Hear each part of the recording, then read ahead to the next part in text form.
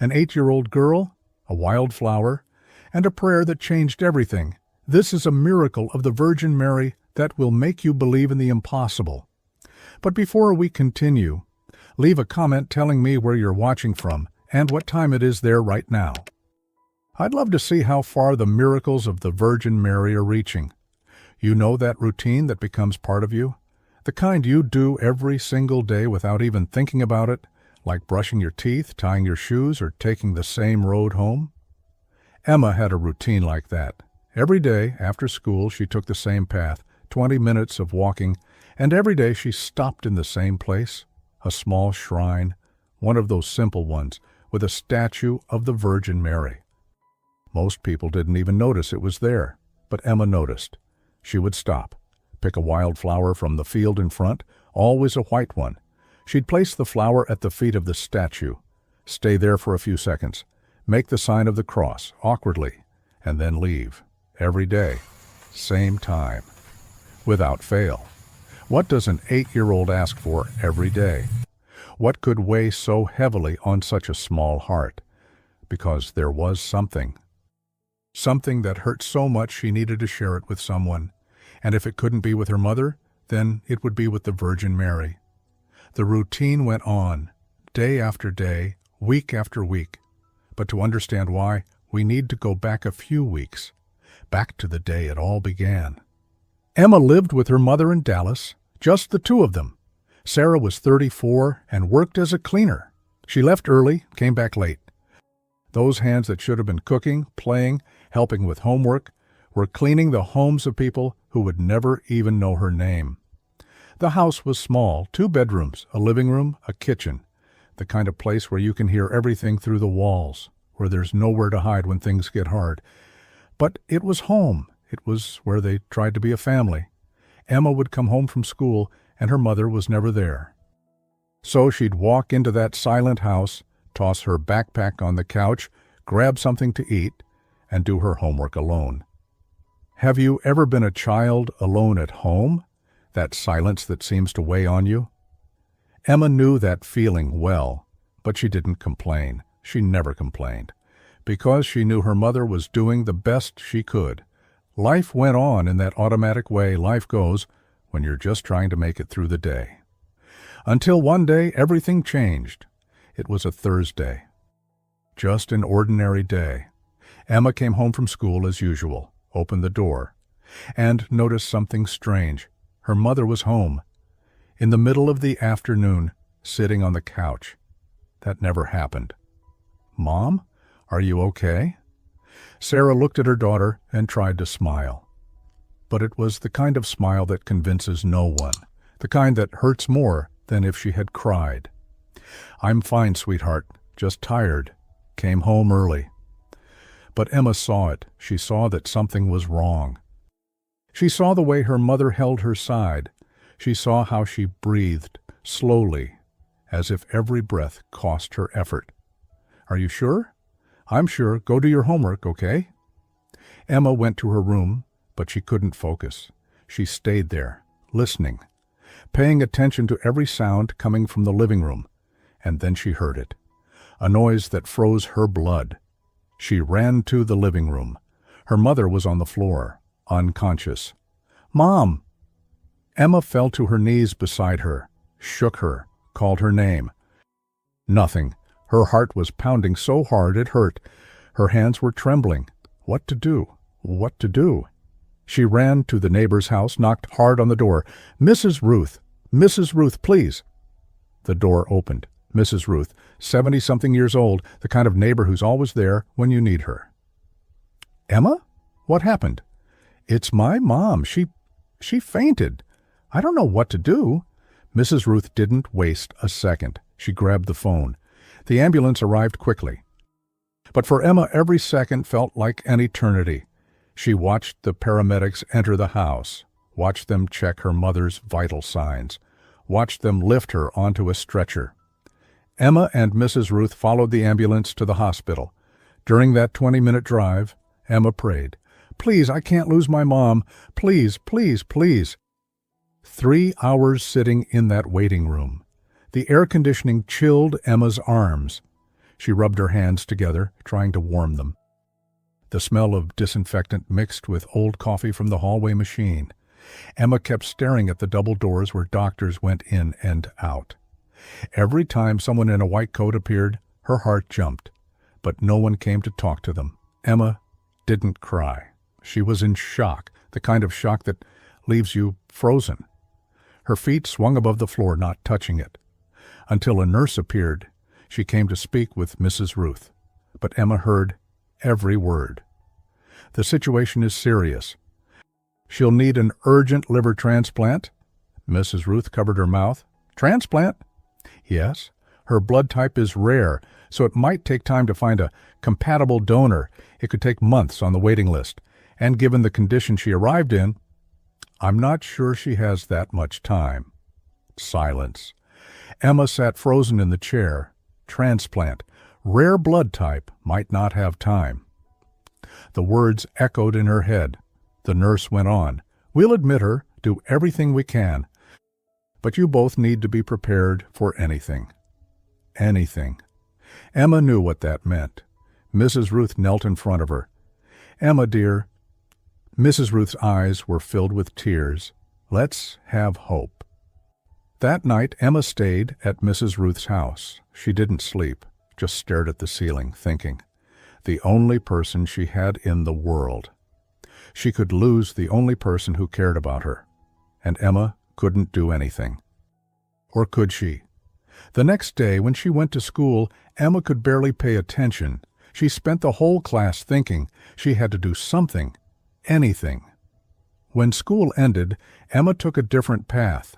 She walked down a street she had never been on before, and she saw the sanctuary, small, simple, with a statue of the Virgin Mary.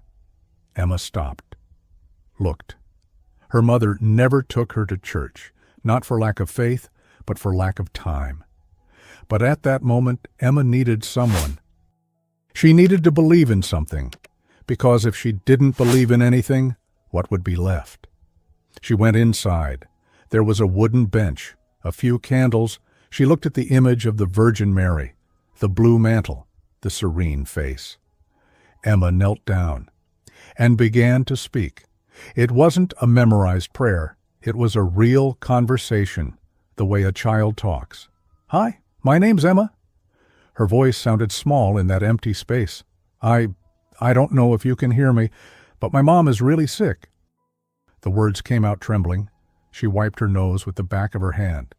The doctor said she might not have much time, and I'm really scared. A tear rolled down, then another. I don't have anyone else but her. The silence of the sanctuary seemed to embrace her words. So, if you can help, please, save my mom. She stayed there in silence. And when she left, she saw wildflowers growing in the lot across the street, small white flowers among the tall grass. Emma bent down, picked one carefully, the prettiest she could find. She smelled it. It had a soft, almost imperceptible scent. She went back to the sanctuary and placed the flower at the feet of the image, arranging the petals gently, as if preparing a gift for someone special. I'll come back tomorrow, she whispered. And she did. The next day, and the next, and the next. Every day after school, Emma stopped there. She left a flower and talked to the Virgin Mary. Sometimes she asked. Sometimes she just gave thanks for another day. Sometimes she cried, but she always came, because it was the only thing she could do, the only way she knew how to deal with that enormous fear growing inside her. Because Emma was fighting, in the only way an 8-year-old knows how to fight, with faith. Do you believe a child has a direct line to the divine? Sarah was hospitalized. Days turned into weeks. Emma visited her every time Mrs. Ruth could take her. She saw her mother getting weaker and weaker. The hands that once did everything could now barely hold Emma's. The doctors ran tests, but everyone knew the truth. Without a transplant, it was only a matter of time. Emma kept to her routine, and things only got worse. Until one Thursday, Exactly 3 weeks later, it happened. Emma was at school when Mrs. Ruth showed up, in the middle of class. Her face looked different. The teacher called Emma. She grabbed her backpack with trembling hands. "Is it Mom?" Mrs. Ruth didn't answer. She just took her hand, and they left. In the car, Emma gripped the seatbelt so tightly her fingers hurt. She stared out the window but saw nothing, just blurs of color passing by. "Mrs. Ruth, is it Mom? She... Her voice was thin, breaking. "They called from the hospital. They need to talk to us, urgently." Urgent is never good. Emma felt her stomach twist. The car seemed to be moving too slowly. Every red light was torture. She closed her eyes and whispered softly, "Please, please, please." Her hands trembled in her lap. When they arrived at the hospital, Dr. Michelle was waiting, and she was smiling. "Emma, Mrs. Ruth, I have news." Emma held Mrs. Ruth's hand tightly. "A donor has been found." Silence. "What?" "A compatible donor has been found. Identical blood type. Perfect compatibility. We just confirmed it." Emma stood still, processing. But you said it was rare."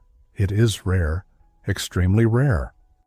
I've worked with transplants for years and have never seen such a perfect match appear so quickly. It's extraordinary."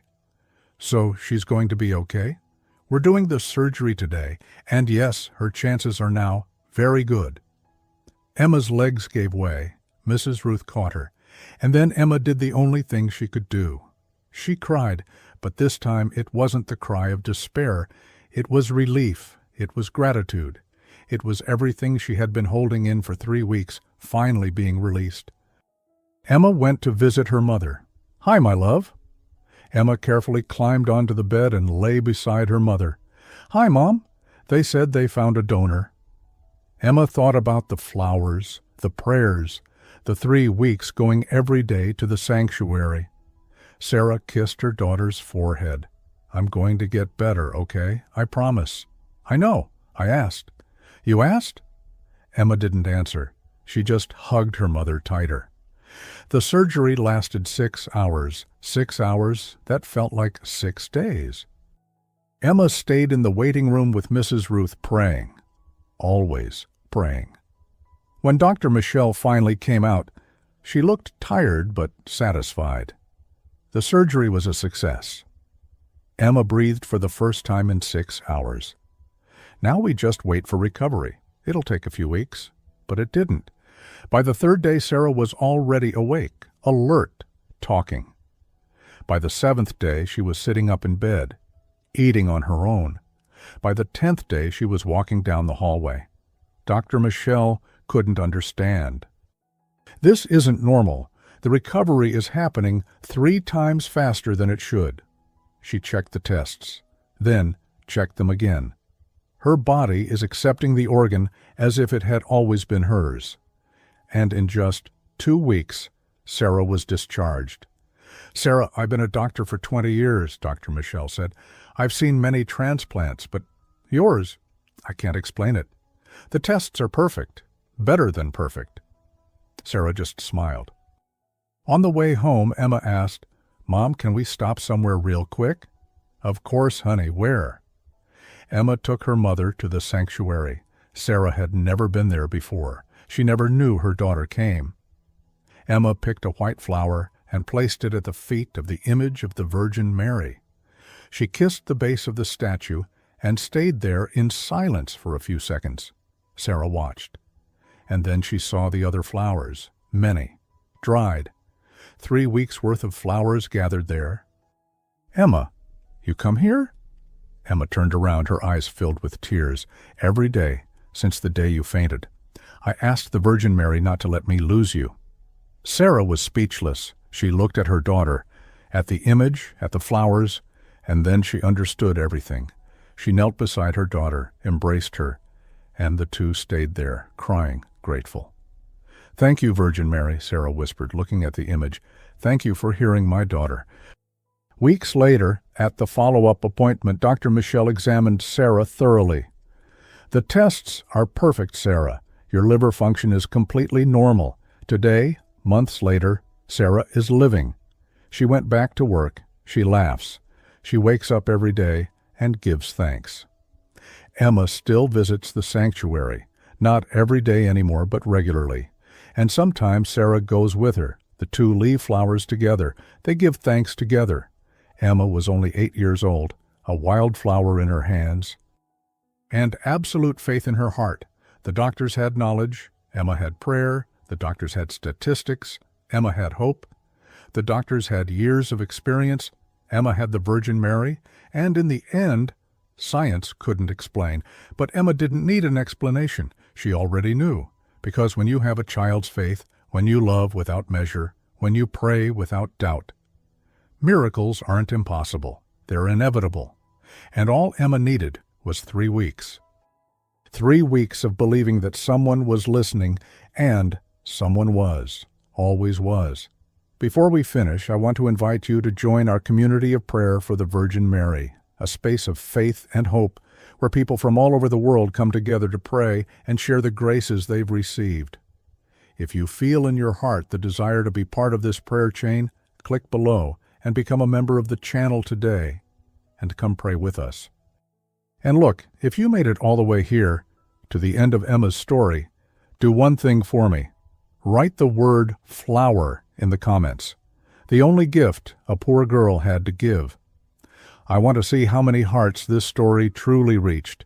And every time I read flower in the comments, I'll know that one more person believes that miracles of the Virgin Mary still happen.